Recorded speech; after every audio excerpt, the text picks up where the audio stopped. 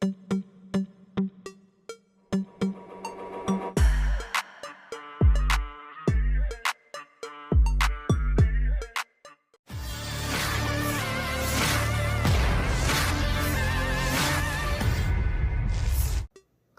Pertahanan Rusia merilis rekaman memperlihatkan kerja tempur helikopternya.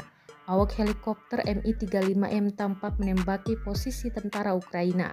Rekamannya diunggah di Telegram Kemenhan Rusia pada Kamis, 6 Juni 2024.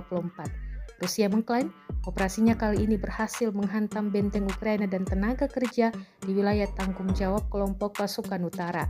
Ledakan hingga kepulan asap terekam drone pengintai Rusia.